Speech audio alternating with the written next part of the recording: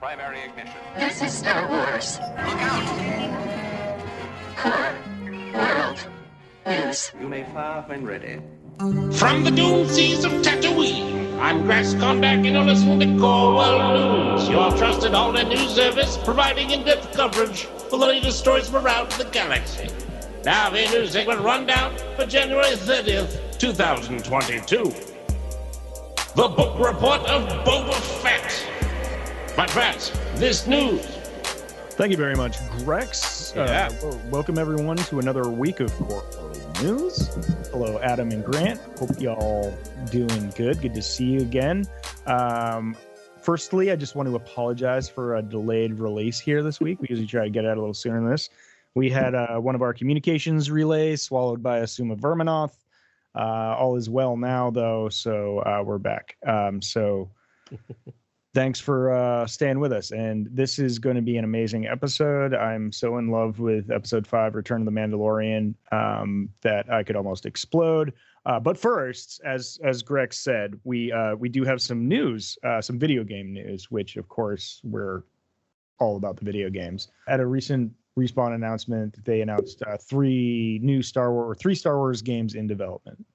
And I know one was like a first-person game. Another was one was a single player game, one is a first person shooter, and the other one is like a strategy game. I'm paraphrasing here. I'm looking at Grant's eyes, and I know he can probably say this a lot better than I can. Grant, what did you hear? I mean, we know that Respawn's working on, I think, 3 games. Yeah. You know, Fallen Order 2 is going to come out. It won't be called Fallen Order. I think it'll be Jedi. I think it'll be a different Star Wars Jedi game. I think the title might be different from. Yes. I don't think it'll be Fallen Order 2 per se. I think it might be get a different title. But we'll probably get Cal Kestis or. I think it'll definitely be a continuation of that story. I think it's just Fallen Order speaks to a specific thing, right. So so that one's going to be awesome, fantastic. And then also Star Wars Eclipse, which we just saw the cinematic trailer for, which was phenomenal, I think. Coming to you in 2027. Yeah. I have to think that's going to deal with the duality, like good and bad, like the ultimate almost KOTOR, like choice-driven story, like Eclipse, like, the imagery of an eclipse. I don't know. Just that game looks amazing. Looks beautiful. Yeah. So, but we were talking about Respawn, right? So Eclipse is going to be a different developer, right? Yeah, I can never remember the name of that developer, but I know they ddid like the Heavy Rain series and a couple other things. Right, but yeah, right. So any thoughts on the other 2? So one, there's a first-person shooter, which I thought was interesting, and then a strategy game. Yes, the strategy game. That'll be fun because I know a lot of us loves Galaxy of Heroes or some of the older strategy games. Yeah. I don't know if you guys played some of the RTS, like the Star Wars RTS games. Yeah, I love RTS games. I used to play. What were they called? Were that the original Battlefront were RTS, or was it something else? I think the original Battlefronts were the RTS, but I could be wrong. Right. So IGN's reporting that the strategy game is going to be with Respawn and Bit Reactor. All right, what do we know about Bit Reactor? Crickets. Eclipse is going to be Quantic Dream. That was the one we couldn't think of the name. There you go. What was it? Was it Empire at War? Galactic Battlegrounds and Galactic Battlegrounds. Empire at War. Those are the 2 I'm thinking of that I played. Oh yeah. Yeah, me too. Yeah. Empire at War was phenomenal. Yes, I remember that game fondly now. So I love another game like that. Of course, I'll want to, I'll definitely throw down for that. That will be great. I love RTS games, and like they were my bread and butter for about like 3-4 years of my life. Like I remember all of those games, like Command and Conquer, and you got your StarCraft and all that stuff. But it'd be interesting to revisit that with some, 2022 or 2023 mechanics. First-person shooter game sounds interesting too. I mean, what are you thinking for that, Ben, as a fan of the previous Battlefront games? I'm wondering if it's not Battlefront 3. Yeah, I'm wondering if it's not Battlefront 3, even though Respawn is like subcontracted by EA, right? I think for this, or I don't know if they're operating on their own, but DICE, I'm over, and I think the gaming community is kind of done with DICE. Yeah. And especially since 2042 and all that stuff. But I mean, it wouldn't surprise me if they just gave all the like materials to Respawn and were like, do what you can with this. And then they just start growing it. But I don't know. That's one. The other thing would be probably a bounty hunter. Yeah, I think it would be a Halo, like, right, with like jetpacks and grapple hooks and flamethrowers and market and economy and. Yep. And you kit out yourself. It's everything's super customizable, and so you turn yourself into whatever really bounty hunter you want to be. Shooting controls like for $20, you can buy a full like Beskar like outfit and become a Mandalorian or something. They have done some interesting re-releases on like Switch and some of the other and some like Microsoft, and one of the ones they re-released just last year was Republic Commando. Oh, really? Right. Yeah. And so part of me is like, I wonder if we're going to get something like that, right? Where exactly what you're explaining, what you're talking about. I also wouldn't be surprised, like you said, Ben, maybe we get Battlefront 3, but not called Battlefront 3, right? Because maybe they wanted to wash their hands a little bit of that, but it'll be the same thing pretty much, you know? Maybe. We'll see. It would be fun to do a Clone Wars game where just called the Clone Wars, and you do every battle. Yeah, campaign. Star Wars history nuts who love all the campaigns within the Clone Wars that comprise the Clone Wars. Like, I think people would love that game. I have to say, on Battlefront 2, just real quick, Adam, sorry. On go for it. 2, the Clone Wars era is by far the most popular era to play. I was gonna say, I know you've talked about that, so I wouldn't be surprised if they get a Clone Wars game in there, and that really just makes a ton of sense because although there's an entire series called the Clone Wars, it's this giant thing where you can still tell so many stories. My idea may come from the fact that for my birthday, my wife took me to Barnes and Noble, basically, not to name drop a thing, but we were. So the closest one to where we were, closest thing where we were living, and just said like, or where we were staying, it was just like, we're gonna go pick out a board game, and then play it. So that's perfect. That's a perfect birthday present for Adam. We bought it, and then we ended up watching a TV show and not playing it. But it sounds great. Whatever game we got, but which happens most nights. But part of me is like, one of the games we saw for sale was Risk. And I played a lot of Risk when I was me too. kid. I love me some Risk. Yeah, it's been a long time, but I remember loving that game. And so part of me is like, what if you would to do that within a video game, which is similar to a lot of the RTS stuff. So it might be like a crossover between this, but in terms of like, it's not like you just take over something, that you actually try to campaign out the Clone Wars as either the and if they Separatists, and then you actually have to fight the battles, right? And if they made like these Stellaris of Star Wars games, like the Civilization, the like, kind of like multi-system, multi-layered, very expansive, broad scope RTS like strategy game, like where you're doing diplomacy across interplanetary diplomacy. You're sending people out to talk to people, and then you might take over a planet, you might expand your territory. Like, that would be a crazy game, honestly. You could play any culture in the galaxy and expand from there. That would be, I think, the ultimate game for people who just love the galaxy and want to explore all the regions of the galaxy and see how the cultures differ and how they interrelate. Well, we've got Ubisoft creating an open world, quote unquote, Star Wars game, but for Star Wars, I would hope it's open galaxy. But I used to play like MLB The Show was one of my favorite games because like you could play a single player's career through their entire life. So I probably played like, I don't know, 3,000 baseball games with this one character, because you could just, it is a cool thing where you just fast forward the game to whenever. It's a full career, man. Yeah. And I did it, and and you could negotiate salaries and do all this stuff. So, me, I was all about the nerdy stuff behind the scenes. But like, why can't you do that with a strategy game where it's just like, you're going to start this campaign. It's probably going to take you, I don't know, 500 hours. Yeah. Right. But it's like a long term, like and it's going to be different every time you start that campaign. Right. Because you may be able to win this one and not that one. And then it just changes. So I don't know. There's something there. I mean, you're talking about a galaxy. Yeah. The important thing is that we're now seeing other developers than EA. There's interesting styles of games. There's many styles of games for many people. I'm looking at a list of 8 games right now that are coming out. And that's the way it should be. There should always be, they're not all console games or whatever, but they're games that are here for a lot of different audiences. And this is how it should be for Star Wars. It's a fun galaxy to experience. Yeah. And I know people like me are starved to be in it more and do more things. I'm still playing Battlefront 2. Yeah.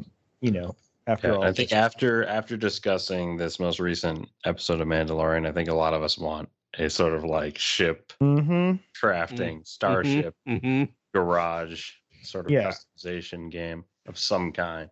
Yeah, I think that's the next step. You got to like massive customization, build your own character, your own like style of player. Like, are you a scoundrel? Are you a droid? Are you a Jedi? Are you a Mandalorian or a bounty hunter or a villain or That's actually a fantastic game design right there. It's just like Forza, but it's Star Wars with starships, and you go to like a few different planets, and it's just a very high fidelity, beautifully rendered cityscapes. Then you're basically in bustling, lively NPCs moving around below, and then creatures and whatnot, and the Dune Sea, and then you're just flying over. Like that would be I'd play the heck out of that game. I mean, if you just customize your speeder, customize your starship, and there's no fighting. Maybe there's like no fighting, basically. Yeah. If you're playing Core World News Bingo, you can get the square. Adam talks about Star Wars Galaxies. Oh, good. Because and that was the old, not the mobile game, but the old MMORPG game. But one of my favorite things is towards the latter half of that game's existence, they brought in starships, and I got a Naboobian like something. The fact that you just called it a Naboobian. Yeah, that's the correct way to say that. But it was Nubian, but a Naboobian. No, it's Naboobian. That was a meeting at like Skywalker. I know. Yeah, they're like, we're what are they? They're like Naboobians, and they're like, nope, can't say that. Nubians. But I got me it was like the same design, but it was like this giant ship, and in the game you could have a home, like you would gather so many things from raids and stuff, and you could have a home on a planet. But I decided to make that starship my home because it had a giant room in the middle of it. So I just kept getting stuff and like furnishing this thing, and I would just sit there literally just floating above Tatooine, staring at Tatooine, looking at all of the things I gathered from like this thing. That's like Animal Crossing Star Wars, also an awesome idea.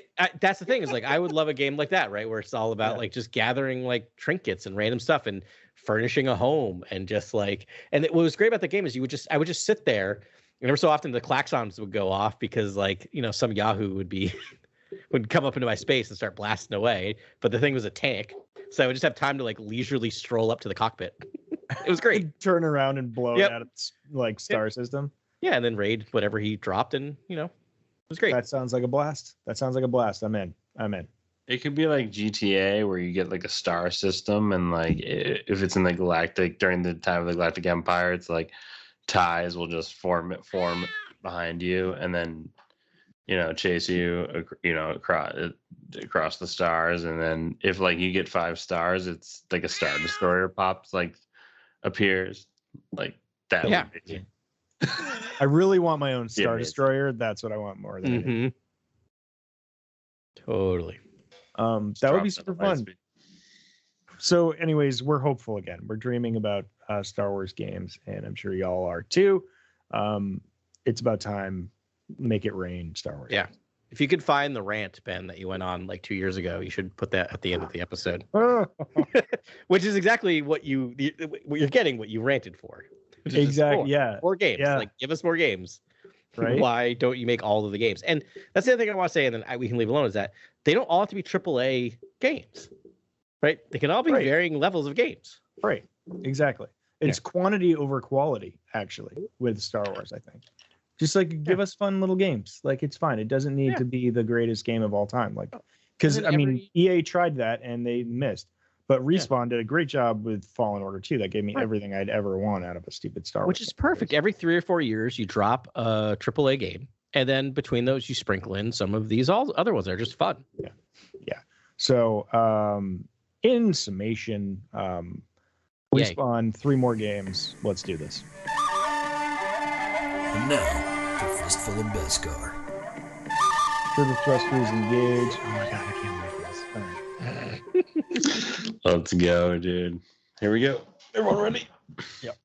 All right, once again, we're reporting on the Book of Boba Fett. This time it's Chapter 5, The Return of the Mandalorian. A lot there in the title. Let's just say that. Directed by Bryce Dallas Howard. I just want to give a massive shout out to Bryce Dallas Howard before we get into the episode, because we'll do it again. Give her a movie. Give her a movie. Yeah. Wow. This is which I just want to say, and I don't mean this is like, praising or, fate praise, but like, I think one of her first episodes was one of my least favorite episodes in the first season of The Mandalorian. And I don't think because of her directing style, I think it was more of the content of it. Right. But to then, like, there are some things in this episode that we'll hit on that were like, I can't believe what she did with the budget of a television. Like, there are things that stack up here against all of the Star Wars movies. But we'll talk more. Yeah.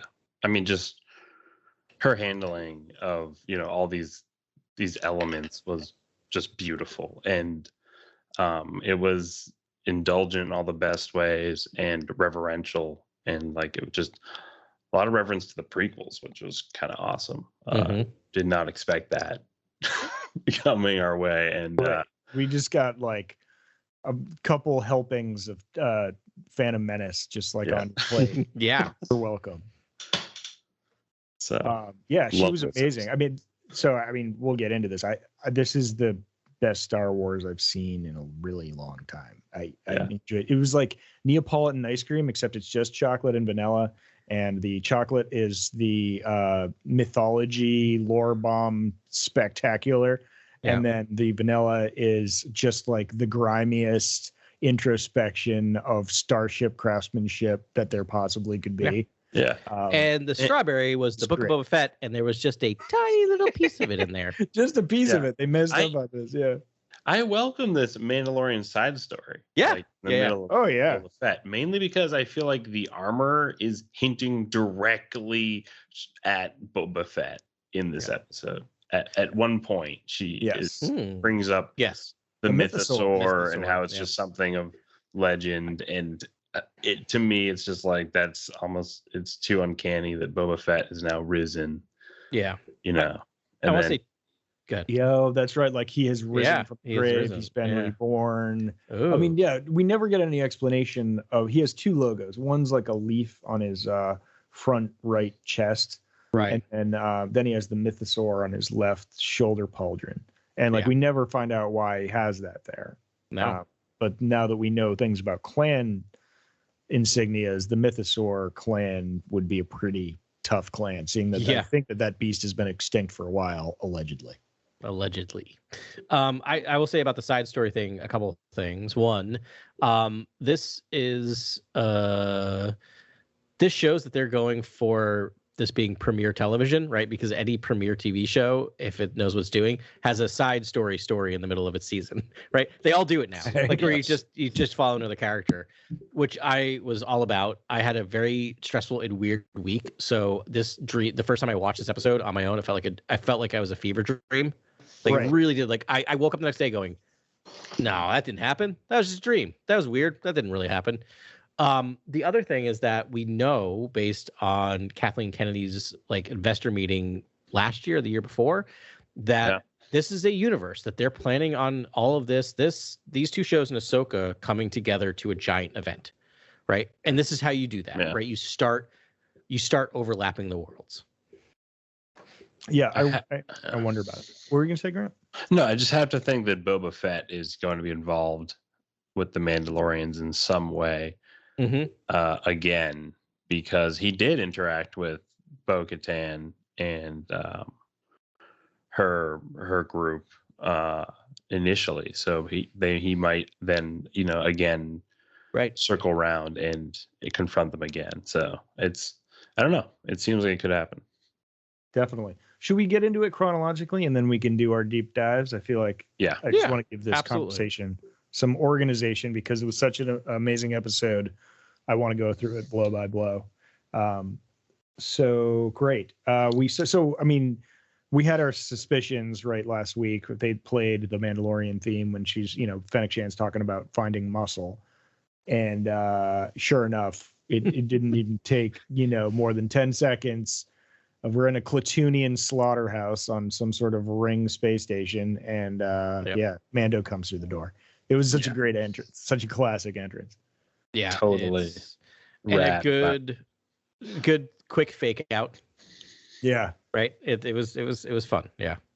You can tell it was a Mandalorian, but you saw the spear and in shadow, and you're like, oh, okay, here we go. It's on. And then we get the and you're back into it. But I really felt like this. So this is definitely a Mandalorian episode. Yes. And you can tell there was it's interesting how you don't really know where the Mandalorian ends and the Book of Boba Fett begins.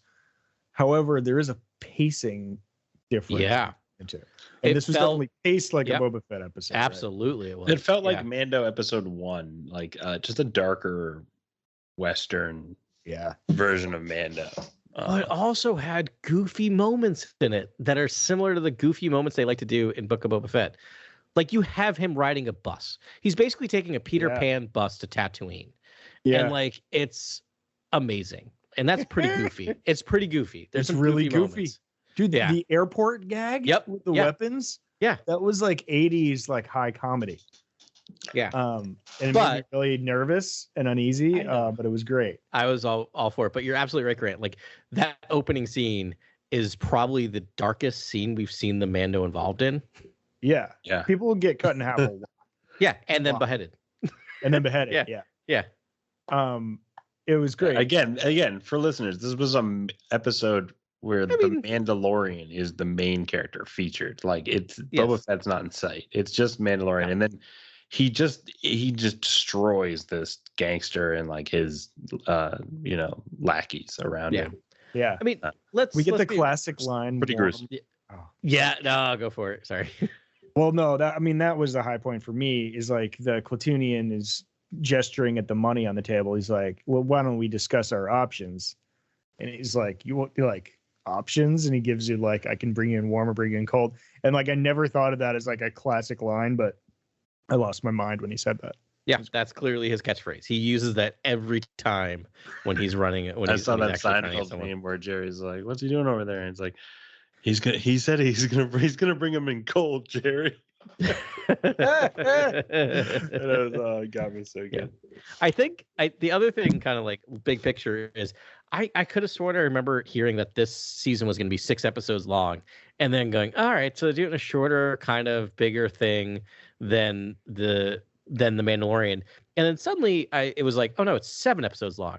So this explains why this season's 7 episodes long, because Jon Favreau just said, oh, can we squeeze in an episode of the Mandalorian in the middle of this thing? I guess. I mean, it works perfectly with the story. It does. It works absolutely. But they answered all of the questions, essentially all the questions that I had at the end of season 2 of the Mandalorian. In one episode of the Book of Boba Fett. Yeah. So what I love about Mandalorian is he feels like this idol that we can spend time with and stroll with and actually breathe with, where we actually follow this character in long takes. They're not oneers per se, but we do just spend more time just following the character. There's a really impressive other characters. Yeah. He seems like a central figure of in the live action, just the photography of it all, just because of his armor and I think the origins of the volume and all that kind of stuff. And so in this episode, it again, we get that where we're following him, taking an elevator. You hear this incredible club music. So good, dude. I'm glad you noticed that. Unreal in this episode. Unreal music is unreal. First of all, the listen to that all background is the time. Unreal. He's in a ring city in this episode. It's so breathtaking. It's just I'm so glad we're away from Tatooine and kind of the sand, and we're now in space. It's nice to get a different backdrop. 100%. I hope to travel more with Boba as well later, because I'm guessing he's going to travel. Yeah, 100%. Yeah, that space was awesome. You felt like you knew that space station like by the back of your head. Yeah. That one shot or fake one shot, but it was a long shot where he goes up the turbo lift, goes in.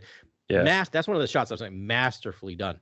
But that bar, that would be the first bar in Star Wars where I was just like, I'd want to drink at that bar. I'd drink at that bar. I would totally drink at that bar. And I would drink at any Star Wars bar because to be in Star Wars. But in like reality, I'm like, yeah, I would do that. That seems exactly kind of my speed. The music was lit. That Goran's track, I would listen to that. It's the best Star Wars like music. Crime Lord with her friends around the table. She's a guild minister, actually. Perfectly centered, where you see the ring city like line up behind Mando. It was just like it was just gorgeously blocked out. Like again, Bryce Dallas Howard just crushing with the blocking and just the photography and just the, I don't know, feeling it out. Like it was perfectly shot. And like just the swag, like the drip on Mando in this episode, just like off the charts, just like walking around, just like I haven't seen a character walk around like that since Mace Windu in the prequels. Yeah, like, honestly. Yeah. The other thing that I thought was fascinating is that I was watching this opening scene and you just see him collecting a bounty. You don't know why he's doing it, right? And so I was just like, oh, he's just lost. Like my first impression was, oh, we're gonna get this story that doesn't tell us any movement in his story. He's lost his ward. He's just going back to doing what he does. And then, oh no, this whole episode is about moving his story forward. Again, in an episode of the Book of Boba Fett. Right. We're moving a major character's forward majorly. Right, because he goes into this like sub basement of the facility and he finds like a door and he finds the neon symbol. Like he looks at like his holo readout of the door and he sees this like sigil of the mythosaur. Mm-hmm. Goes inside and then we see like this spectacular shot of just like a starscape. Oh, and it's amazing. Like catwalks and then this kind of what feels like a Star Destroyer bridge, but it's just like this catwalk that leads to the stars, and you see the armor just like kneeling at the end. What did you guys think when you first saw that shot? Like it was obviously out of focus. It's sort of soft focused initially, and then it slowly reveals. I mean, honestly, my first thought was, and I'm not even joking, was Ben must be losing his mind. Yeah. Yeah. Well, I don't know why you guys think that, but I'm glad you're thinking of me. Yeah, like that scene sucked all the breath out of my lungs. Yeah. and I was just like in awe. I was there again. Like I was like, 5 years old watching A New Hope for the first time. Like that. We should say he does hobble there because he's cut himself, like his thigh, swinging the Darksaber around, killing those Klatooinian gangsters. Yeah, again, he cuts himself, which is like I've always wanted to see that. It's like those are dangerous, man, and they finally they did that in live action, which is like such a cool beat to like pull. Yeah, which again is awesome because you see him like win it, and it's just like no. At the end of the Mandalorian, he's like, no, I don't really want this. Here, you take it. And the next time we see him, he's just like, well, it's just another weapon I have, another tool I have. I'm gonna use it. Yeah, it's a great. So tool. He's injured, and he goes there, and then. When he arrives, he kind of falls down that last step, and she's like 10 to him, and then you realize it's the armor, and you're like, "Oh yeah, you're amped at that point, because you're excited." And this is so again, Adam, to what you're saying, it's like this is a lot of progression for Mando. This is a lot of his story, his lore being explored, basically, and obviously the lore of the Mandalorians, and then also the the Night of 1,000 Tears. Like we get really a lot of lore drops. We get the whole thing. Yeah. And there's no Boba Fett. It's really just a lot of just Din Djarin and his exploration of the Darksaber and stuff. And I thought of Ben when the armor when Din presents the Darksaber and Vizsla takes it from him, brings it to the armor like ignites it, and it's just like, Or first of all, she's like, all this talk of the Empire. They only lasted 30 years. Mandalorians have existed for 10,000 years. Ignition of Saber. That's Star Wars to me, honestly. Yeah. Add it to me, that's Star Wars. Like, yes. You have to deliver the kind of this crazy either lore drops or philosophy, and then the Saber, and then deliver more prose. I don't know. It felt very, very Star Wars in that way, yeah. Yes. And again, like this is a character we have not seen since the first season of Mandalorian, right? And then she says, like, if it falls into the hands of the undeserving, like it will cause like the scattering of the Mandalorians, and we saw that. Like that's exactly what happened. I mean, that's what makes me wonder if she's not doing like some revisionist history there. I'm not like sold that she's really a good person. You know, like she still could be a bad influence on the Mandalorian. But yes, all that. I also want to say, like, the way they use the volume, the way that space looks on Din Djarin's drip is amazing. Like that's the look. It's like space reflecting off his whole armor and all that stuff. It looks. I mean, it's like you're in the hangar in Empire Strikes Back of the Death Star or something. It's like that look that they just like matched so well. Yeah, and she even gives us like some just, you know, deep history where she's like, it was forged 1,000 years ago by the Mandalorian Tar Vizsla. He was the Mandalorian. He was both Mandalorian and Jedi. I just want to see that story at some point. Like that would be, yes, the Tar Vizsla story to explore, or just leave it untold. I also like mystery, but they're setting that up cool. for sure. So cool. Filoni made the Vizslas for Jon Favreau. Like he had Favreau's their first like intersection was Favreau doing voiceover for Clone Wars, and he was pre-Vizsla in the Clone Wars, like, you know, before. And then now I swear they used Favreau's voice the first time we saw this character, but it didn't sound like it was him on this episode. I was trying to figure that out too. I had the same thought. They definitely used it. It's been shown online that his voice, he did the voice in The Mandalorian when we met. He did. I believe he does, but I think there might be vocal modification. There might be a vocoder or something. Yeah, this is Paz Vizsla, right? Not pre-Vizsla. Yeah. No, but he did voice Paz Vizsla the first time we saw him. I'm not sure about this time. Yeah. Okay. Anyways, Mando pledges to help like rebuild the covert with these two, and they now say like, and now we are three, as if like Mando makes three and they're the last of their remnant, you know, or of their covert group of the Watch, or whatever this like kind of radical covert is, there, whatever their title is. What is exactly the armor's title? Like what is there the sect she belongs to? So I think like the Animal Collective for Mandalorians is covert. So when they're huddled together, they're a covert, but within the covert there are clans. And it's just like the only way we survived, because we were like, our sect was cloistered on the moon of Concordia, but like doesn't really give more knowledge about like exactly what the sect is. Like what is the sect? Well, I mean, we have, all right. All right. Oh, wait, before we get there, I just want to get to like that line where she says, "Songs of eons past foretold stories of the mythosaur rising up to herald a new age of Mandalore." I do think that could be hinting towards Boba Fett, because all this training with the Tuskens and this wholesome sort of like leadership training that he's been doing. Yeah.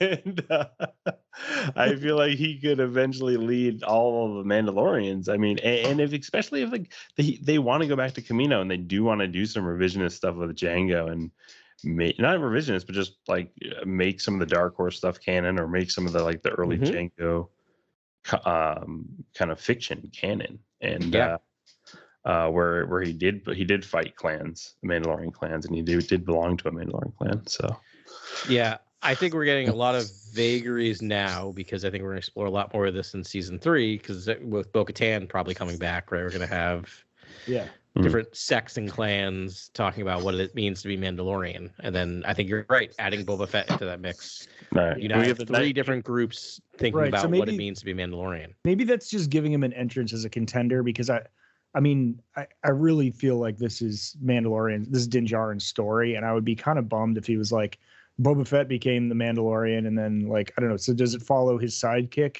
Din Djarin, or or does it switch back over to Boba at that point? Or like I feel like Din Djarin is the Mandalorian. He's going to be the Mandalore. He's gonna I think so. Let's not forget about Bo-Katan either, because not only does he show the Darksaber to the armor, he also brings up Bo-Katan to the armor. And this was not information that was exchanged before, because he had met her towards the end of Mandalorian season 2. So what we're talking about is setting up a potential battle between Boba Fett, Din Djarin, Bo-Katan. Anyone else? You think Paz Vizsla is going to make another try? Wait, can we talk about how she laid claim to Mandalore, but it was gifted to her?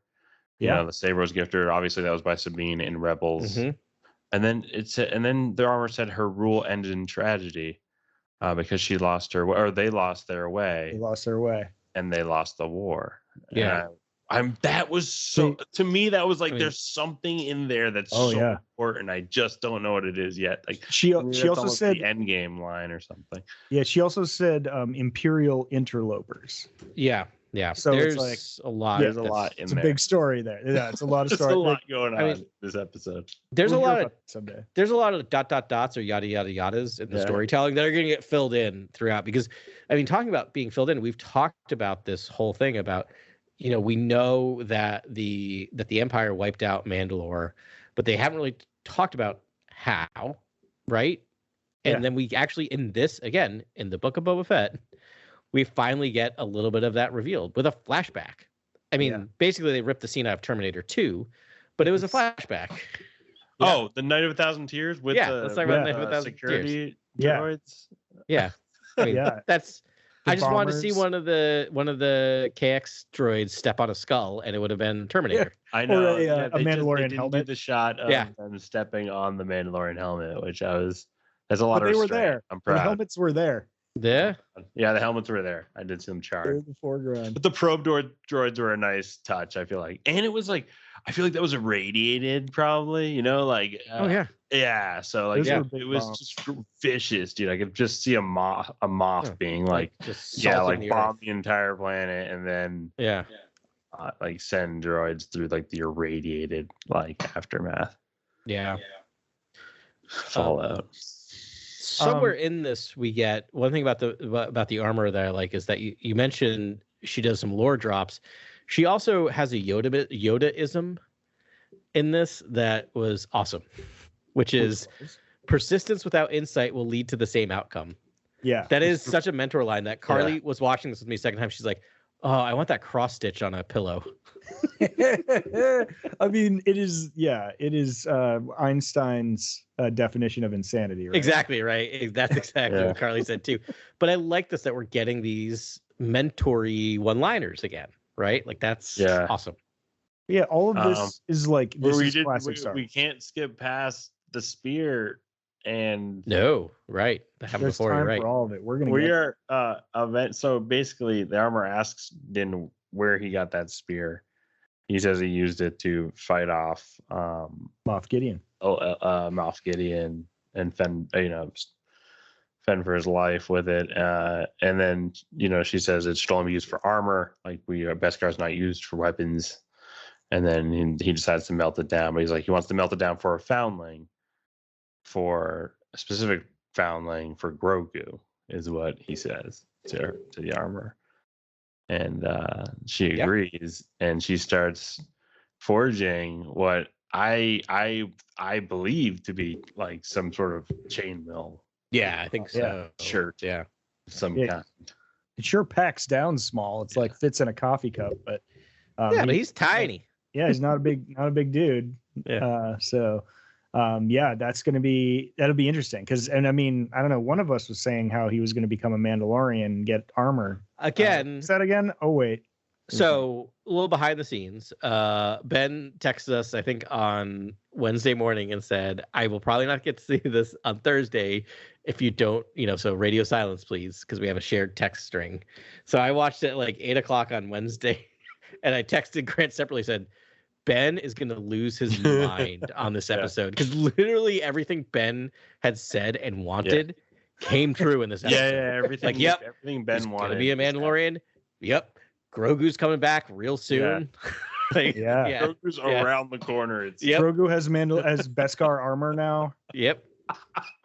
All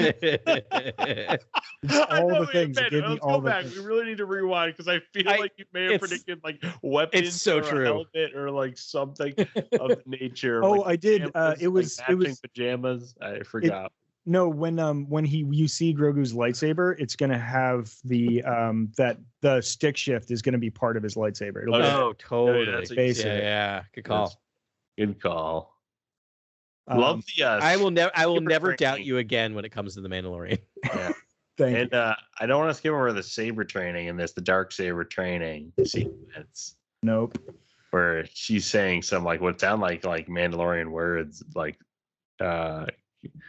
battle cries or something. Oh, yeah. Or She's like stances or forms. Yeah, it was definitely in old Mandalorian, and it picks up right with the same beats as they had in the Rebels. I think it was season 3 or 4, where Caleb Dune, I don't know why I always call him by his old name, Kanan Jarrus, was training Sabine Wren to use the Darksaber. And it's like in my headcanon, it applies to every lightsaber, but it's very much like you need to have your soul in tune with the Kyber crystal that powers the Darksaber in order for it to like work with you.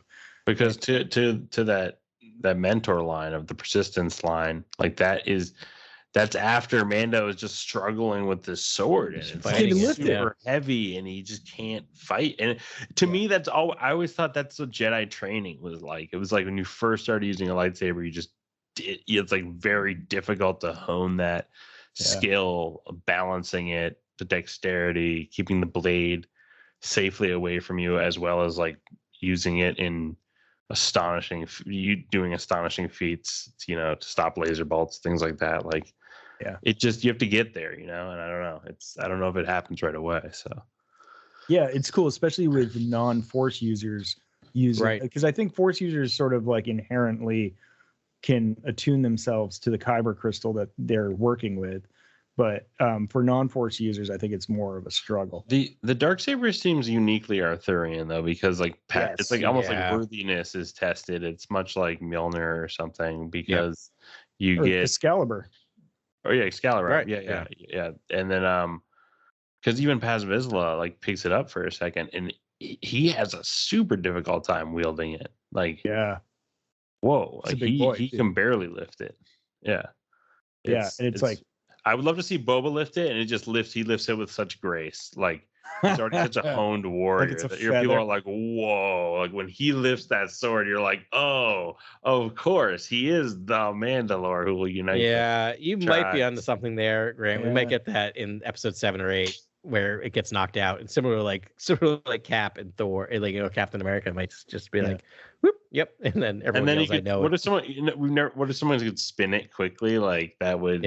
Audiences would be like, okay, like a flourish. It's over. Yeah, you're like, oh, he picks it up with a flourish. Yeah. Because for him, it's like a gaffy stick. Like he's been training melee weapons and stuff. So he's like, that's the thing, right? I mean, we were talking about it. Book of Boba Fett's a melee show when Mandalorian's all about blasters. So maybe there's a reason for that. Darksaber. I can just hear him just. Do you want me to talk about sects real quick and Mandalore, like whatever?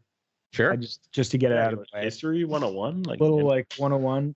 Well, yeah. So we have Death Watch on Concordia back in the Clone Wars, right? Where when they were essentially pacifists, right, under Duchess Satine. Then Maul infiltrates Death Watch and takes over Mandalore, like wins the Darksaber in battle, claims the title of Mandalore. Satine is separate from Death Watch, though. Yeah, she's got a different because she has those guards that look awesome. Yeah, like she's from Clan Kryze. Or wait, no, Bo-Katan Kryze. She's from Clan Ren. Right, that's Satine. Satine. So there's like within a covert there can be multiple clans. So I'm pretty sure it's Clan Vizsla, whatever the armorer is, which I think she's still Death Watch. Oh yeah, Clan Maul. She has she's all Maul. Yeah. She's back to like Clan Maul, whatever they call that. The Mandalorians is what was his name? Matt Lanter said on Twitter this past week. He called her a Mandalorian. But and then you have Clan Mudhorn. and that's his own clan. Because there was a line when they were fighting, and Paz had the Darksaber and said that my clan will rise to power and yours will cease to exist. Right. And so that's when I just got that on the 4th viewing, and that makes a lot of sense. Where it's like there's different. He's his own clan, like he's the Mudhorn clan, and it's 2 people, and it's Grogu and Din Djarin, and that's it. And then Vizsla has his own. So then what makes a covert then? That's it's Mandalorians that shelter together, that like that just live together or are staying together, but they could be an animal clans. collective. Yeah, gotcha. Okay. I do want You said we that should also earlier, talk I missed about that. what their creed is, right? It's similar, like they bring up the Jedi. It's actually in this they kind of juxtapose the Jedi against the Mandalorians in this episode. They do. Where the armor says, for a Jedi to master the way of the Force, like they must forego attachment. And then the Mandalorian's like, our creed's the opposite. Our creed is about loyalty and solidarity. That is the way. Which, by the way, Yeah, I and don't it's see those as being separate, but whatever. Yeah, I was like, I don't know how that's truly separate, but okay.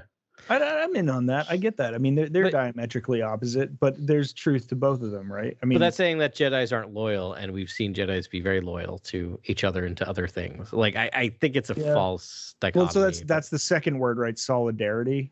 And it's like, do Jedi have solidarity? I guess with other Jedi. Yeah, I mean, I think you have to in order to be a group of any kind. But I So see these what they're clans are all doing about there. loyalty and solidarity. Yeah.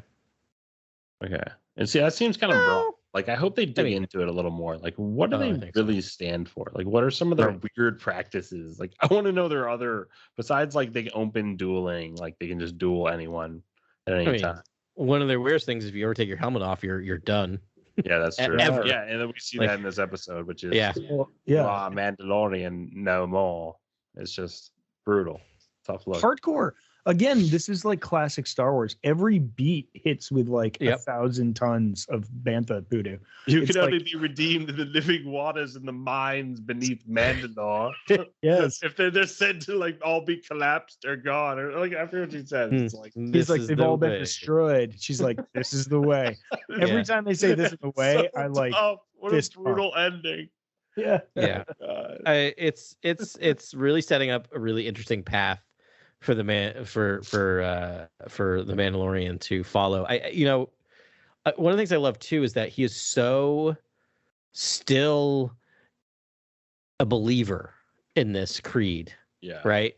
That she says that because he can't lie. He does not lie. He could very easily just say, "Yep, nope, never took my helmet off." Right. But he's such a believer. He has to tell the truth. And then she says, "Mandalorian no more," and he doesn't say anything other than, "How do I? What do I do? How do I tone?"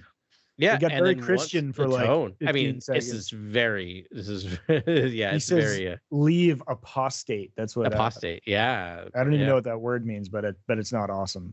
No, and so at the end of the day, it's just like, and then he leaves. Like he gets his answer. A pariah. Yeah. But to be exiled, you have to agree, right? Like he just leaves. Doesn't say another word. Doesn't. Yeah, that's it. He's healed, whatever. Yeah, I mean, and he won that fight. I don't know. Yeah, he retained his claim on the Darksaber. I just want to give a big shout out to Paz Vizsla's like ray shield and vibro knife. Like that was sweet. Like more of that, please. That was awesome.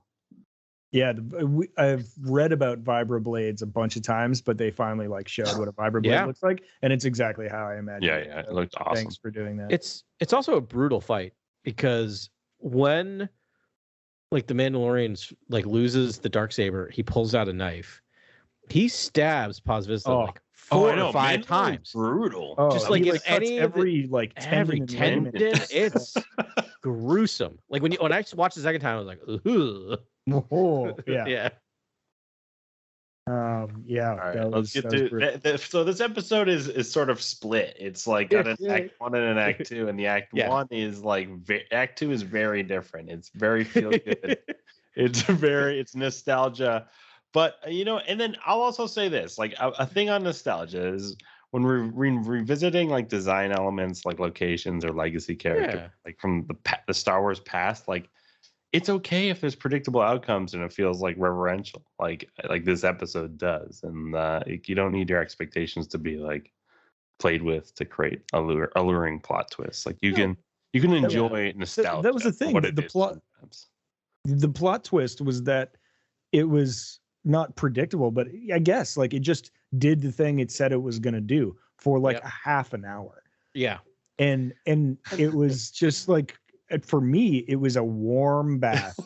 War and give the galaxy. That's like, it was like every second it was like, yes, I want to know how they get on a carrier ship with all those weapons. Yeah. Like, how does he sit in a seat? Oh, he has to take his jetpack off. Like, you know, like I want to, how do you get around the galaxy if you don't have your own starfighter? And then it was just like, and then every bit of the ship they just talked about. Soup to Nuts just talked like, you know, it was car talk, Star Wars edition. And I want to build off what you said, Grant, is like nostalgia to me becomes a problem when what you're doing relies solely on nostalgia to be successful. And my example of this is, to me, this was nostalgic. I knew everything they were talking about. I was just having a blast with this. Carly, who has watched episode 1 twice, does not dig on the prequels, still loved this part of the show. Yeah, this is really well done. Having no connection to, she's like, what is that thing again? And I'm like, oh, it's from episode 1. She's like, oh yeah. But like, she still loved the episode, right? Because the characters are great. The interactions were great. A lot of comedy beats, a lot of like process that was fun. So like, it just worked. It's nostalgia, not just for nostalgia's sake, right? Like if you get it, great. If you don't, it still works. I mean, that's how you do it. Basically, if you can do that sort of Star Wars storytelling, and yes, you're leaning on a lot of old Tatooine gags and parts from previous movies, but like I think then you get Star Wars though, because the way they used them was like so artful and immersive that if you can do that with this then you're there. I mean there was a million lore drops. Like every scene had a new like Easter egg in it. Yeah. For the people that are there. In a single scene. Can we just like set the scene though? Like, well, yeah, one thing. Let me just say one thing, and then we can get in there. In one scene, there are references to the original trilogy, the prequel trilogy, and video games. Yes. Right, and they do it masterfully. So there's something there for every type of Star Wars fan, except I guess for sequel trilogies, but that's hard because it happened after this. Right. Yeah, it's hard to predict the future though. They've done. Yeah. Okay. Yeah. So all right, I do want to say though about the bus scene. Were any of you like really worried that he wasn't going to get the Darksaber back? Checking the airplane. Yeah, I was super worried. Do we know that he did? Were going to confiscate it. I thought. Oh yeah, they were going to confiscate. Yeah. Dastardly was going to happen. I still think something dastardly did happen. And the reason why is because that droid, when he first interacts with the droid, that droid speaks completely normal. There's no issues with that droid. Did you notice the second when he picks it up, the droid is stuttering and glitching? No. Yes. Watch it. It's really weird. And I kept going, well, now he's going to open it and the Darksaber's not going to be there. But it was. So something happened. Okay. Okay. I don't know. That's wild. Yeah. It looked successful to me. It looked like he successfully got there to me. It does. Yeah. You'd think he would get to his room that evening and like activate the Darksaber. Was there a tracking fob put onto something, perhaps? But nonetheless, we go back to Pelimoto's garage. I think now near and dear to all of our hearts. I think it's safe to say its location. Yes, definitely. Pelimoto. Her scrapyard is all like now has eclipsed Watto's scrapyard in terms of like iconic Tatooine. Yeah. Junkyard garage that I'd like to go to. You know what I mean? Like I'd like to go to her garage before anywhere else. In this episode, it's just right away we get a BD unit.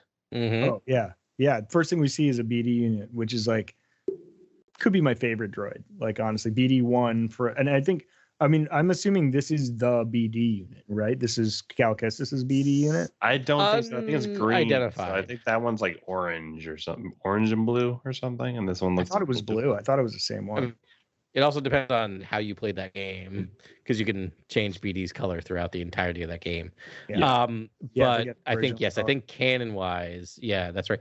But they don't identify it in Wikipedia, so it's just a BD unit. It absolutely could be It could be BD one, but no, not like that. We know that R5 is really R5.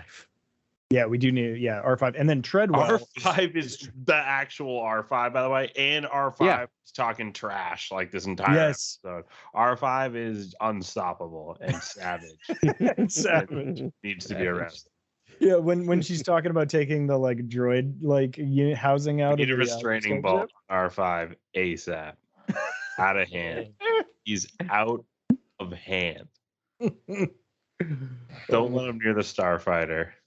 Yeah, he's got notes about he's got a mouth. Yeah, he's got a mouth on him. Guys, how fun was this episode? Like, it's like They had me at Turbonic Venturi Power Simulator. Yeah. That's what I was like. This is gonna be Ben's. Wait, it's a Turbonic Venturi Power Assimilator. Assimilator, yeah. Assimilator, yeah. At first, I thought it's a Galactic Republic era starfighter. Yeah. Pre-Empire. So, right. Yeah, and then, did you guys recognize the cryogenic density combustion booster? Was that the thing from the trash compactor? That was from the. Yeah, that was the. Yeah. Noga. Trash compactor. I was a moment where I paused it when I first watched. I'm like, is that no way? Like that's amazing. I just want to point out again. We talked about how while this is an episode of The Mandalorian put in the middle of Book of Boba Fett, it is, as Ben mentioned, paced like an episode of Book of Boba Fett, and this is a good example of that because the first half of this show flies, right? Like you just go, plot, plot, and then the second half, which is almost the exact same length, slows way down in a good way, right? But it's similar to how we've been seeing the pacing of the Book of Boba Fett. Like they will take a time of the scene just to have some characters interacting and some process. Yeah, honestly, now that I'm thinking about it, it's like scenes from the show Bumblebee or Fast and the Furious. I'm sure they have scenes that are like this at last. So maybe not this long, but it's like that sort of idea. And then just to set the scene again, we saw the Razor Crest just get destroyed in the episode 6, I think, of Mando season 2. And so now he's looking for a new ship. Like that's what this is about. He's at Pelimoto's garage looking for a new ship. And then she's like heading over a new ship. She's, talking to Treadwell, who Treadwell's quickly earning a place on my heart as like one of my favorite droids of all time. Like just to have Treadwell. Treadwell seems like he's very like useful. I think Treadwell would be super handy to have around. You know what I mean? Everyone needs a Treadwell. It's a great design too. It's just like a wash stick frame. It's like a stick on like caterpillar treads. Right. Yeah. A couple stick arms. Yeah. And then someone says no to her, I feel like, and then she's like, "You can't say no. You're a droid." So good. Look, a family of scurriers just like living on the tarp above like the starship she's about to show Mando, and then of course takes the tarp off the starship, and it's lo and behold a Naboo starfighter. Yep, a Naboobian starfighter. N1, the old N1. Still that yellow paint still on there and everything. Yeah, flown by the Queen's Guard. It's gonna need a lot of like bolt-on, vintage hyperware speed mods. Like it's gonna need a lot of upgrades, right? It's also funny Ben, you how have all much. this down? Yeah. I mean, I don't have everything. Ben, I just have Turbonic Venturi all the Power jargon that was exchanged in this episode. Oh, every time she's like, "Oh yeah, you're gonna want to, evacuate your last exhaust thing you want manifold." strangling your thrust capacitor is a vapor manifold. Yeah. Give you this induction intake charger. It's going to double your output coefficient. Like, I was like, oh, Ben's gonna love this episode. Yep. It's just like the sweetest thing. And I it's also like think it deserves it, right? Yeah. For like this, he's getting a ship, right? And they needed to spend some time to like transition us through it. And they spent the time. And it was just like, let me sell you on this car. Cause like suddenly she becomes like a used car salesman and is trying to pitch him on this thing and takes him through all the paces and then gets him in. It was like a beautiful story of how you'd be like, it warms your heart. Cause you're like, well, I built this thing. I built this thing in Jarn. I watched it happen, and now it's yours as much as it is Din Djarin's as the viewer, I think. But, I mean, there's also something to be said about we're doing a major change in his transportation, right? And it really does show that season 3 Mandalorian is going to be a very different show, or at least a very different path for Din Djarin. Like he's if he takes the ship, which he does, spoiler alert, he's very much done with the life of a bounty hunter. So it's hard to run bounties. With no, as a cowboy, you can have a fast steed and then steal a wagon. But if you're a bounty hunter, he'll get bigger ships if he needs. Yeah, but the difference is you can hogtie someone and throw them on the back of your horse. That doesn't really work with starfighters. I was wondering if you could jam a person in that. I saw that. I was wondering too. Yeah, you can. I mean, I know it's a perfect size for Grogu, but other than that. Yeah, it is, but it's not convenient. He needs a freighter where he can dock that in the freighter. Right, but I don't think he's gonna get it because I think he's not a bounty hunter. He's never gonna be a bounty hunter again. Yeah, that could be the thing. Why doesn't Cobra get a big ship, like a big freighter? Why? They don't need anything. There's 3 of them. They just need a Y-wing. Yeah. Yeah, I don't know. I was curious about that too. I was like, oh, it's gonna be a starfighter and not a gunship or some sort of transport ship, which seems sort of wrong. But I mean, yeah, how do you argue with that? Grant, you and I talked about this offline. Maybe Adam, you witnessed this from afar. I turned on my phone and I saw there was 105 missed text messages. Was it 105? It was 105, and I went, "Wow, I'll catch up with them on." That's Saturday. what happens when a Naboo starfighter enters the atmosphere. Yeah, Adam, this is 105 text messages from Grant and I. So, Grant, what did you see first when you saw the starship? Or actually, no, let's start with Adam because I haven't asked you yet. When you saw the tarp on the ship, did you know it was an N1 to start, or did you think it was any other ship? No, I thought it was. It took me a while. It wasn't like I immediately saw it, but before she pulled it off, I kind of quickly run through things that were that size, and I got to N1 pretty quickly. Yeah. So that's the boring answer, and I don't mean to be like I'm so smart, but yeah, that's kind of where I was at. Nope, that's great. One of us had said it looked like Grievous's ship. That was me, but I thought you had said the same thing. And then I texted furiously back, and I said if it was Grievous's ship, I would have just like walked away from the show entirely. Because you don't like the design. That design. I love every design of the prequels. Like I really am a huge fan of pretty much like 95% of the designs, schemes. Why can't I picture Grievous's ship? Oh yeah, but one ship always bothered me. It just like I was like, it just looked like a weird, sort of like vintage, kind of like a car. I don't know.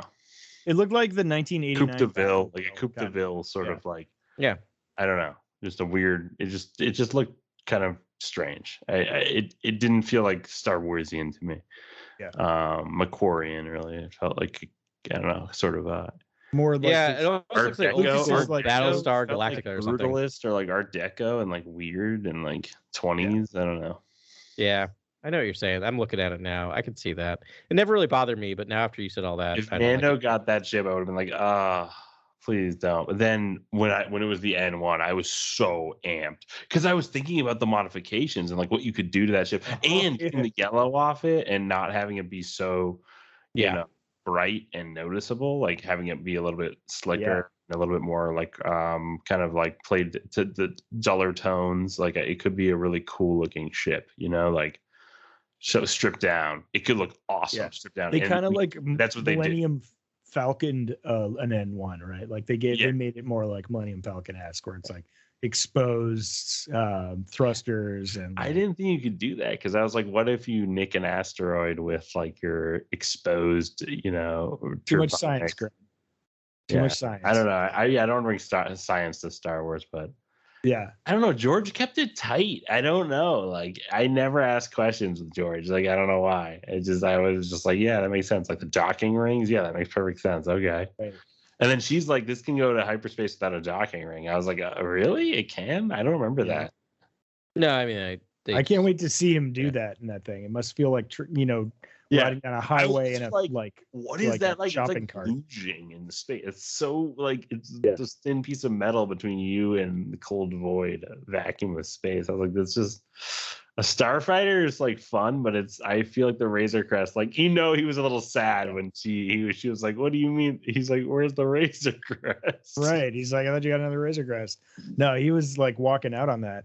And then, but yeah, I don't know. So they just made him a hot rod, like, and it's so Lucasian. Like, I hope George Lucas saw this and was like, wizard, because like because like I mean, it's his affinity for like classic America and or classic like car, I guess, enthusiasts, like old school 70s, 60s, 50s, like car culture in America, and it was a hot rod. It was like, I swear, they sampled like a Dodge Challenger for the turbine. There was a lot of like car shop culture in this episode, but it also felt like all the right stuff. Like the idea of like tuning this engine to go fast and and test flight and I have to say. And like the motivational music and this kind of like it was just like really just a slow, predictable build of just going to have fun and open up the engine on this really fun Starfighter after building it. And that's what we got. And it was nice because it was like free as a bird after being excommunicated from the Mandalorians. He was like now just free and flying in this Starfighter super fast. Like it was beautiful, the sound design. That N1 just went full throttle, opened up like that. The engine sounded so. I love the way it looked too. Like it would shimmied a little bit because of the new engine and they put in it. And like even when he was when he was just like hovering a little bit, like it was kind of rocky, like it wasn't smooth because the thing just wanted to go fast. And as soon as he started making it go fast, that's when it sung. And it was like I'm talking about all the right stuff because like they even do the thing where he like romanticizes the actual Starfighter. Like he romantically caresses after R5's done talking trash. Like he's like he is the best part of this episode is when they do the kind of cliche scene where he's like running his finger along like the angles of the wing and whatnot. Like they start that scene with R5 just like shooting his mouth off. Yeah, it's amazing. Go back and watch that. The way they start that scene tonally is hilarious. It's kind of the best part of this movie. This movie, right? I look at it as a movie. Like this 51 minutes like stands up next to any Star Wars movie to me. Yeah. I love it so much. And then he flies around Tatooine and we go to Beggar's Canyon and we fly through there. We see a Womp Rat. You see a beautiful shot of a Womp Rat basically like waking up from a nap and then like scurrying away. Yeah, just sunning itself on a rock. It was like really kind of beautiful. Yeah, so it's the old pod race course. It is. In an which was like hyper nostalgic, fun, awesomeness. Yeah. Again, it's amazing to me what television can do right now because I mean that was in 1999, the pod race scene was one of the most spectacular things I'd ever seen in film, and even to this day, it still is just it holds up, right? Mm-hmm. And now we're on a show. We're in an episode of a show. And they basically take a scene from that, and it just sounds and looks as amazing. It's just unbelievable where we're at. Yeah, awe-inspiring. Yeah. It was so fun, and he was just like all the like random curses he said in like various languages was hilarious, and you could see him falling in love with the craft. And just like it was just like an entirely different movie. It was like a Spielberg like movie in the second half of this thing. Set your navigation disposition between the two suns and you'll come across Beggar's Canyon. When I heard that, I was like, can I have that be like my alarm in the morning? Like, I was like, yes. Amy Sedaris was so good. That was so, and then you see it, like you see the reverse shot, you see him go through the pod race, the canyons, the mesas, the John Ford Valley, and then you see Beggar's Canyon, you see that, and then he has to like she immediately tells him to turn it on its side, the ship. Yeah. But Anakin, I looked at the pod race footage. Someone put it side by side online. It is like almost exactly the same cut. Yeah, I kind of figured. Yeah, of course. In terms of the speed and how fast they're going through bigger skin. And when he pulls out of it is like right when Annie probably like gets in that off ramp and like jumps over everybody, which holds up and is a great scene. I have to say, it's a very tactile and it's a fantastic scene, beautifully rendered. Some of that blue screen and some of that just the kind of backdrop work in the prequels, compositing looks really good in that pod race scene, especially. And I feel I'm there. I'm in the pod with Anakin during that race. I never think about the CG. It's like it's on. But yeah, so then he goes through the atmosphere, another thing, and then really nice tie together scene with the kid on the bus, waving to her. And then just going for a joyride and then just starts spinning, which is like Anakin's classic. I'll try spinning. That's a good trick. And I feel like that's supposed to connect to that youthfulness, like how much fun he's having. He feels like a kid, just like spinning, through space. And then he gets pulled over by the cops. Yeah, he does. And probably the scene I was just like of a show where like there's so many like callbacks to things and I'm loving it. This will be the scene where I was kind of like, really?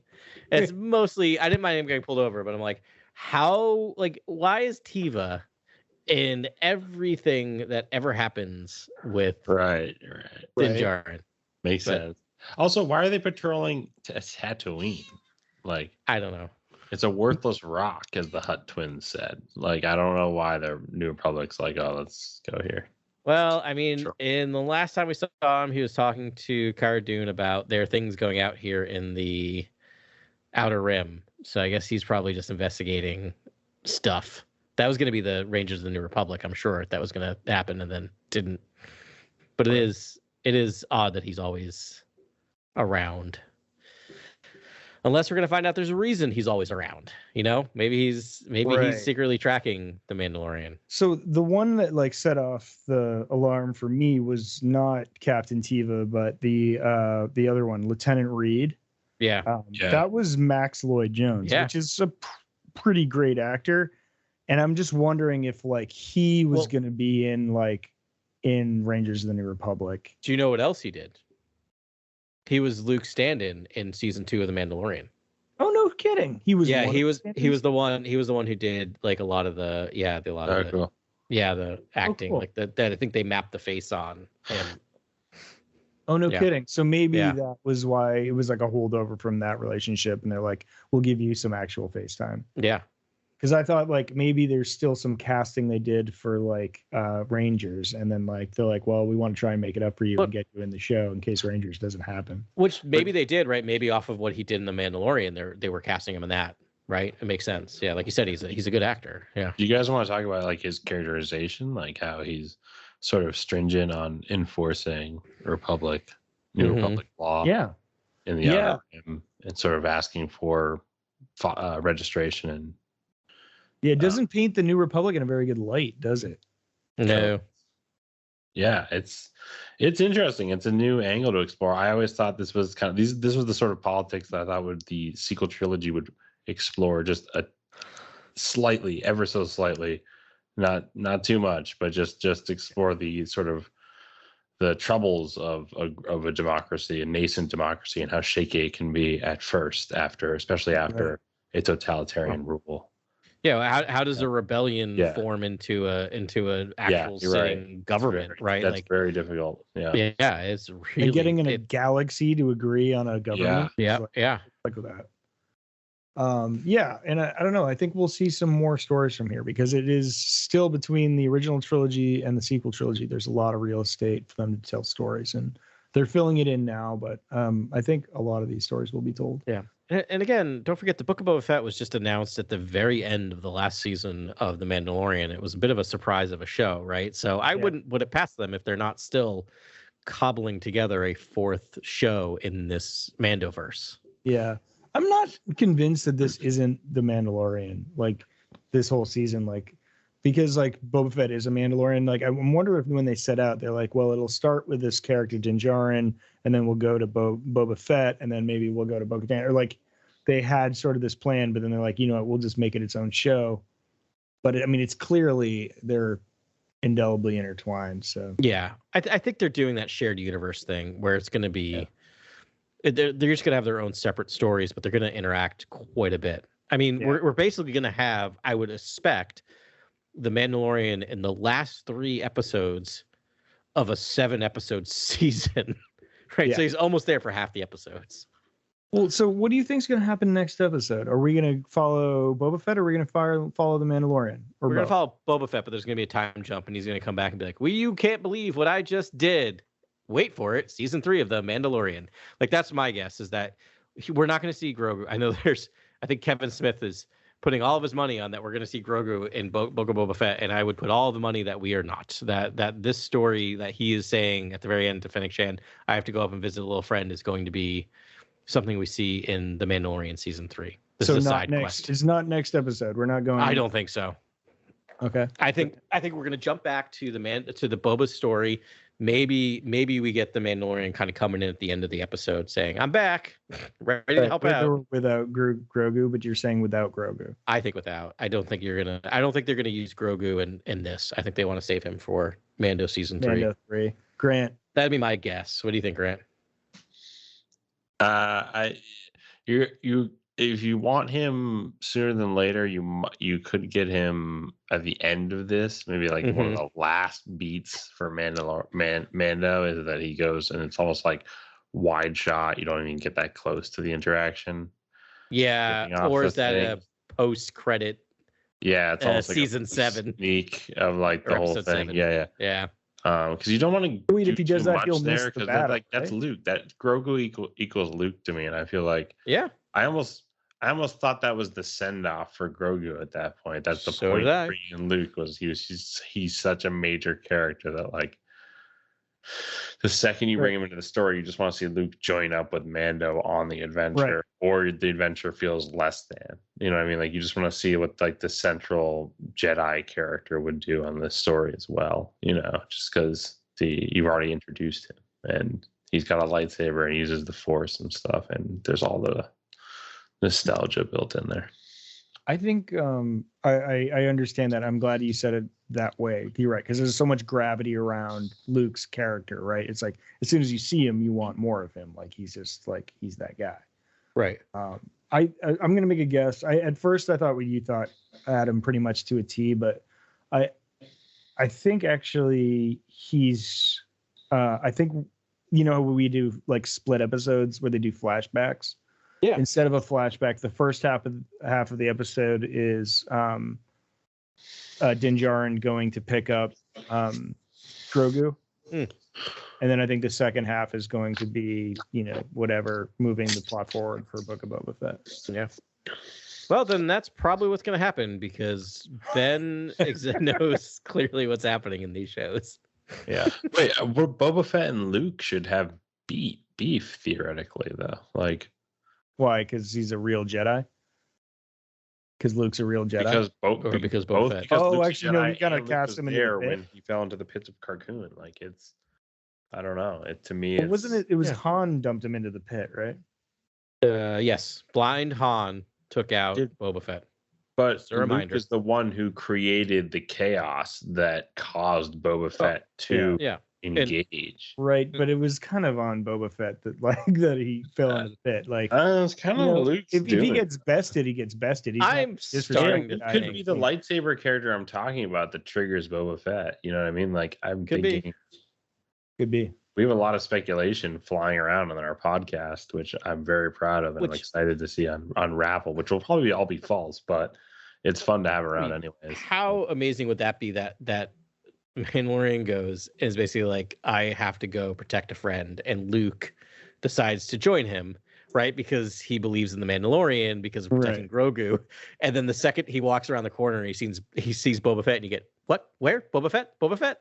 And he just lights his lightsaber, because the last thing Luke knows is this is the guy who took Han away and froze him in carbonite for years, right? And then that triggers Boba Fett, because decapitation of your father by a lightsaber will do that to you. Also, like, so like that'd be amazing. You could create where like Vader and Luke, or like Boba Fett and Luke with like the early action figures. Like, I don't know, there weren't a lot of fights you could do.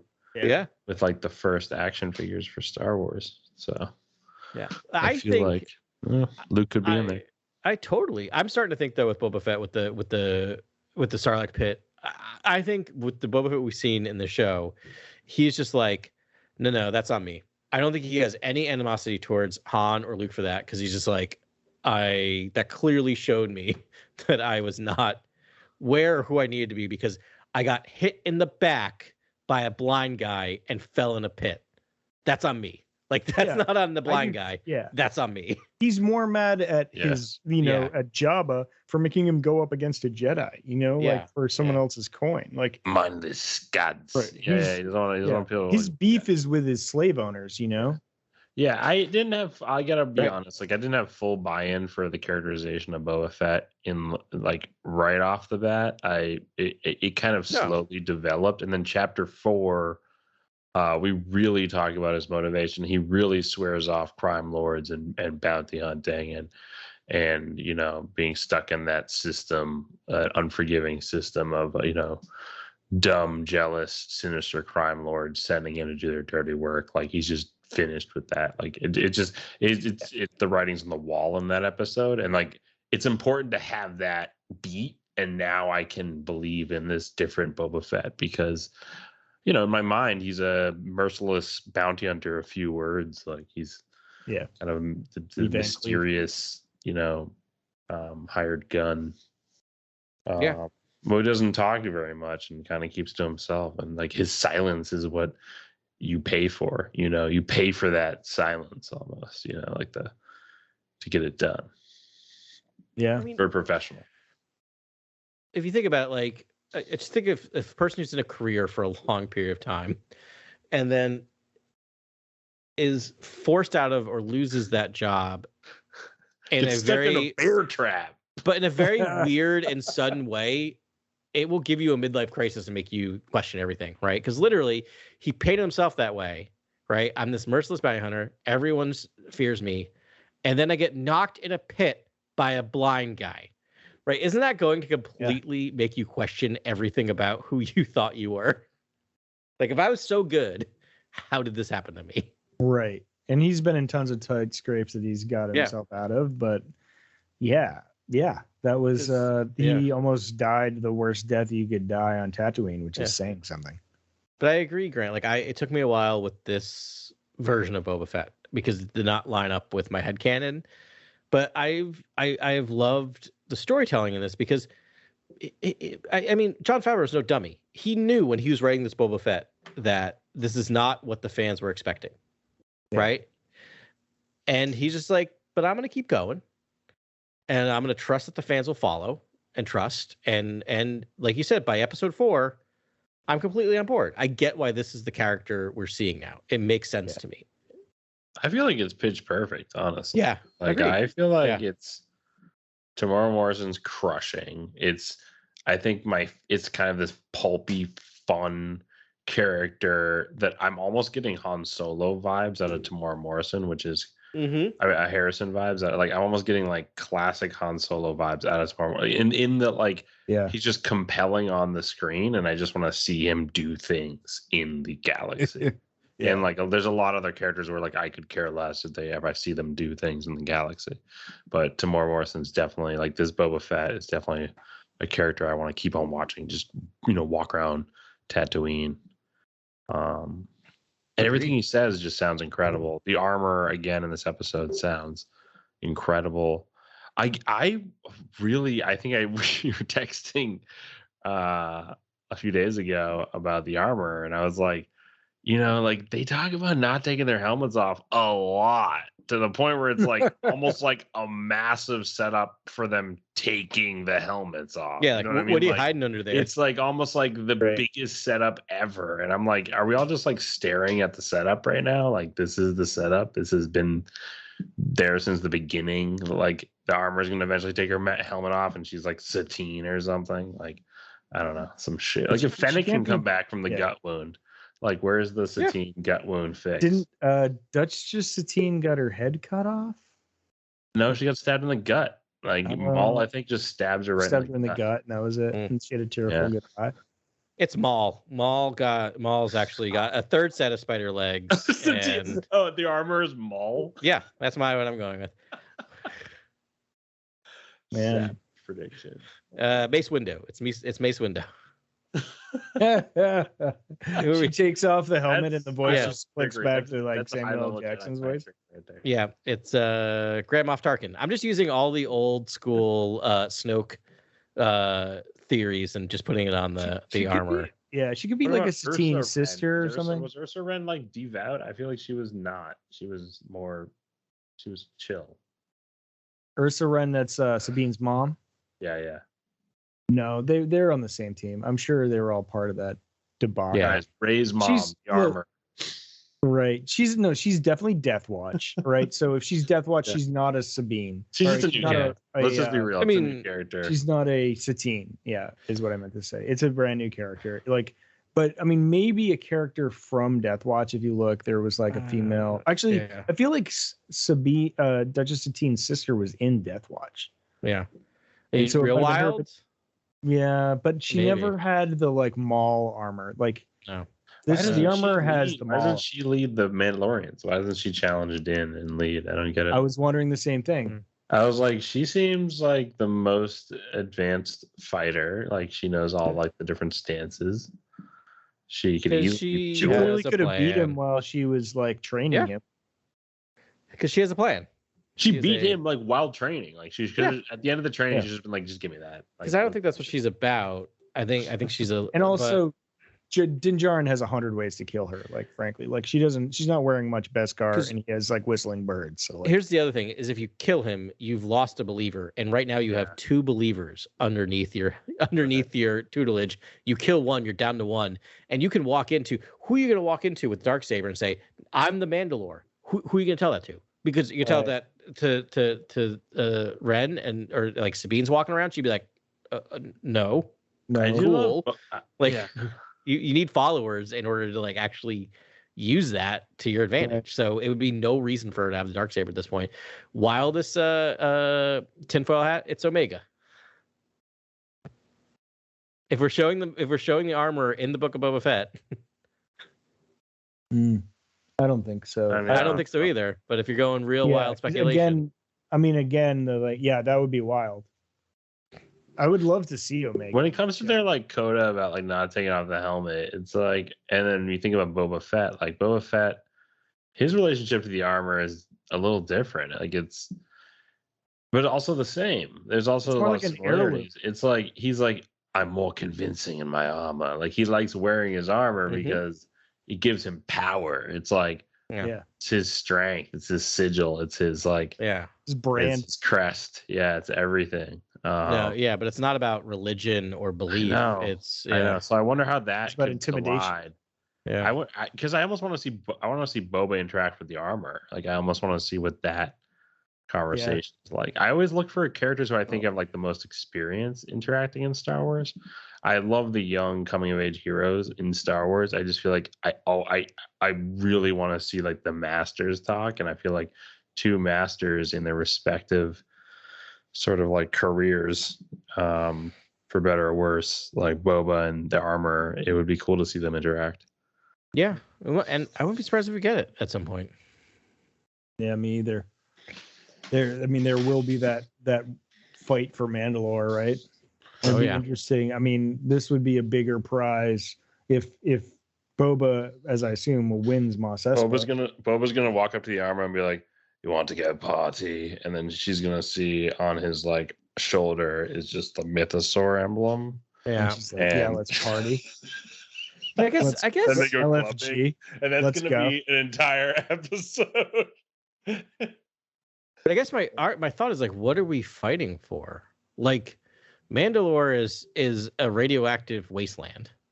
That's why I'm thinking. They're fighting for leadership. They need leadership. Over what though? Over the seven Mandalorians. And Thrawn takes them to a new planet in the Outer Rim. Thrawn gifts it to them. Thrawn is like, here's this paradisical world in the Outer Rim, and Thrawn gives them Mandalore too. Yeah. Or are they fighting to restart Mandalore, right? Because it's all about foundlings, right? So it's less about. Well, no, there's existing Mandalorians. They said they spread to the 4 winds. Yeah. So they're not the only Mandalorians in the galaxy. There's more, and they need someone to bind them all together. Yeah. And create a new world, or find a new world, or right. It's we've learned from this covert that like home is where you hang your helmet. You know, it's right. Yeah, that makes sense. Yeah. So it could really be anywhere, but like they need someone strong to, you know. I found it interesting that she said that the Mandalore will defeat 20 enemies. Yeah. And that it will like multiply. The dark saber, you mean? Like when you wield it, you can defeat one warrior could defeat 20 enemies or something. But it wasn't. No, I think she was saying the Mandalore would. It was part of the prophecy. It was a part of the prophecy. It was a very specific number in a prophecy, and I'm like, well, that's we're gonna see. And that's Robert Rodriguez bar fight. Boba taking out 20 people with a dark saber. Let's go. I'm ready for it. I'm going to repeat it. Songs of eons past foretold stories of the mythosaur rising up to herald a new age of Mandalore. Right, and the mythosaur doesn't literally mean the beast. They'll put it onto Boba because he's of the clan, right? Mythosaur. The mythosaur clan. Grant, I think you're onto something. That's like corporate lingo for Boba Fett. He is the mythosaur. He is the myth of Star Wars. Totally. I don't know. Yeah. To me, it's. And I think you're right. I totally see this as like, you've totally sold me on this. I have taken the pill where it's just like, he's gonna pick it up, no problem, and he's just gonna strike down like 20 pikes. You know, and just he's gonna go like the guy to that commercial freighter. He's gonna go like Conan on their butts, and that's just this is a lot like Conan. But like he has to defeat Din Djarin to do it. I was like, this is Conan in a lot of ways. Yeah. Is because then he becomes Mandalore and it's so pulpy and fun, and then you get Mandalore with Boba, and then like I don't know, like you could do some really fun stuff with that. The thing is though, to do that you need to like completely cancel Din Djarin and Grogu. Like he has to beat Din Djarin in combat to win the thing. Yeah, unless like Din Djarin loses to a Sith Lord and then Boba beats that Sith Lord and gains it or something. Right. Yeah, it does kind of make you have to. No, because Luke and Grogu could come fight, and Boba could best Luke and Grogu and nearly kill Grogu, and then Mando and Boba could fight, and Boba could beat him for the darksaber and spare Luke and Grogu. Finish. That's true. Story's written, script. There you go. And wow, it's a bold. That's a bold. It makes perfect sense. Motivation. It does work. Honestly, yeah. It makes perfect sense. That's what I'm talking about. I think the skiff incident. I think the sand skiff incident. I think Luke was. I think Boba knew Luke was there. I think Luke was seen as an agitator at that time by Boba, and that's kind of why he stumbled. He stumbled because of Luke initially. I mean, again,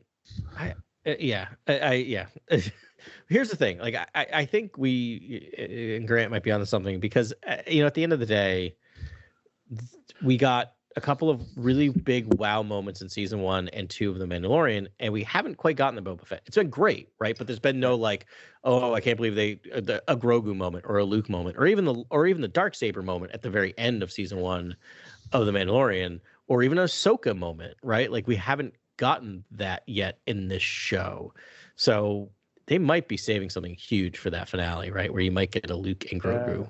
Well, we still haven't seen the real personality of that Tusken Raider who trained him. She could still be a Jedi. I wonder if the armorer has got like force power. Maybe, honestly. Maybe. There's a lot of that. My vote is still that they're just teasing Boba Fett into the battle for Mandalore. They need another force there. It can't just be like 2. So he's the third party, and maybe the Vizslas are a fourth party, and I think that's we just teased him. But again, I can't see this going any other way that Din Djarin is the Mandalore. Yeah, I think Din Djarin is the Mandalore now that I really reconsider it all. Right, he's got to be because he has the earth tone armor, and when I read the Tales of the Jedi comics as a kid in the 90s, I remember Mandalore having this kind of earth tone armor. But you can have your chrome on brown, which I love. Yeah, it's just like it's perfect. It's honestly perfect for Mandalore. So like when that character is developed out, or someone gets that title, I imagine they'll be in that sort of earth tone look. Yeah. I always say a prophecy misread, right? Like if Boba Fett does this, right, where he has the sigil of the Mythosaur, he strikes down a ton of people with the Darksaber, and the armor hears about this, she'll just twist that prophecy to fit it, right? So that could happen, and we could still have later down in a season or two, Din Djarin stepping up, right? Accepting the call and realizing he has to take back the Darksaber for Mandalore because Boba Fett's not doing what he should be doing with it. Because I don't think Boba Fett has any interest in being the Mandalore. I don't think so either. Yeah. He wants to be his own boss, but like he knows the crime world. He doesn't know anything about like leading a nation, and they've just been doing so much work to prepare Din Djarin that it's like it seems kind of silly to cross their paths and like alienate Din Djarin over it. What could happen is that like Boba Fett, like Din Djarin sees the Mythosaur symbol on Boba Fett's armor and is like, how did you get this? And that leads him to like sort of find the Mythosaur. Maybe there's more that exist, like real Mythosaur, which would be wild, or like some info to like his heritage and, you know, his clan, and that drives him on his way. That could be another. Well, it's also like maybe Boba doesn't need to be Mandalore, but maybe he can wield the Darksaber. He can help unite. He's an ally to the Mandalorians. And helps them unite basically. And I don't know. It's pretty cool. He probably wouldn't leave. Yeah, he probably wouldn't leave his crime empire. I don't know. I don't know why he is in a crime empire. That's another thing that's kind of jarring to me, motivation wise, because like after being with the Tuscans, like they don't live on much, you know, like they don't desire much. Yeah. I think it's just what he knows. Like he knows the criminal underworld, and he knows there's ways to do it without killing each other. Like there's ways. It's like a secondary market, and he knows how to make money, and everyone can make money and still help people and be, you know, just a secondary market without killing each other all the time, because he's seen it, you know, from the inside. You've seen the blood. So it's like go with what you know. Yeah, it's that Venn diagram that like Buell uses, and it's sort of like, what are you good at? Oh no, Scott Snook. It's Scott Snook's Venn diagram, where it's like, what are you good at? What do you like doing? And what can you make money doing? And for him, it's in the criminal underworld. It's always that third one. That's the trick. Yeah, that's the trick. So I'm like doing, I'm good at plenty of things. I can't make money at it. Yeah, doing what you like and what you're good at. It's tough to find. Well, with that little smidgen of Harvard Business School knowledge. Here's your lesson for the night. Yeah, and your lesson for the night. Go forth into the world and rejoice when it is Wednesday, because we get Book of Boba Fett episode 6, and it's going to penultimate episode. Penultimate, which sometimes the penultimates are better than the ultimate episodes. Yeah. So, any guesses? Wild guesses before we sign off? I got nothing. I think a lot of what we said, but yeah. Yeah, I mean, I already said it. I think we're gonna see Grogu in the first half of the next episode. He's gonna come back, and then I think second half of the episode, we're gonna see that some new characters that Fennec Shand has brought in addition to the Mandalorian. Yeah, I think it's good. The first 2/3 to 3/4 of the episode is going to be a very workman-like episode, setting a lot of the pieces in place with the Pikes. And I feel like we're going to get the last part of it's going to be a lot of like, well, can't wait for next week, right? A lot of like, here's the team that Fennec Shand has put together, and you know, maybe Black Chrysanthemum has put together. I keep forgetting that he is now part of the team. He's part of the team. Yeah, he's the best part of the team, Adam. Yeah. I cannot wait. I have to imagine this is going to go the way of crime films, gangster films of the past, where they are going to stage a kind of fight against the Pikes, bring the fight to the Pikes, maybe. Yep.